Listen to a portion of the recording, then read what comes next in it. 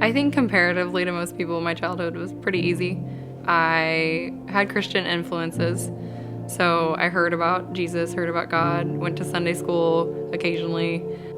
There was like some tension around the subject though, because not everybody in my family had the same beliefs on everything. Starting in high school, I kind of just put like all of that on the back burner. And so then I got to college and I had more questions. I started going to some Christian gatherings just because like I wanted to be really good at everything. And so I thought, well, I need to be really good spiritually too. But the group of people were kind of exclusive. So then that kind of pushed me farther away. And then my senior year, I started hanging out more with my friend Katie. And she invited me to go to a football game. And then that's where I met Freddie. He was the first person who talked to me about Christianity in a way that I didn't feel like he was judging me. I felt like I could say whatever I wanted and ask those questions really vulnerably. And he asked me to go to church, and I didn't want to go because I was so scared of people just being judged. But I went, and they were all normal, and I felt like I fit in. My pastor back in Indiana, he would say something in the sermon, and it felt like, oh, that's talking to me. And I think I was feeling the love of Christ for the first time. He mentioned Baptism Sunday. I went and talked to him, and I was like, I'm feeling this tug you're talking about, but I don't know what that means really, but I wanted to know Jesus more.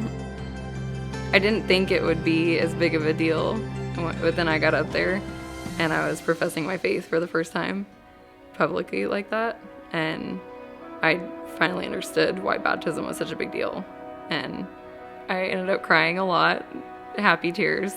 I felt fully known and still loved, which was crazy. I thought I can get straight A's on my own. I can get a job on my own. I can do all these things on my own. But I still felt like there was a void that wasn't being filled. Then once I finally started just surrendering, then yeah, the void was filled. And it was filled in a different way than anything else has ever been able to fill it.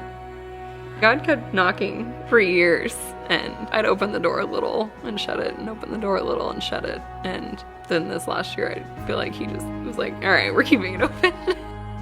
My main focus and my main yearning is to be able to share the gospel well and glorify him and live within his will daily. And I would have never thought that I would be saying that 3 years ago. You know, he was the most perfect and innocent person, and he died for my sins. No one ever can give me a greater gift. My ghosts are crying. Sorry.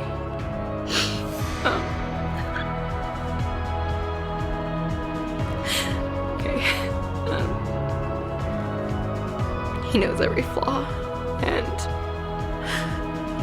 he's willing to keep trying, and willing to work with me, and willing to give me grace every day when I fail. And I don't know what I would do without that now.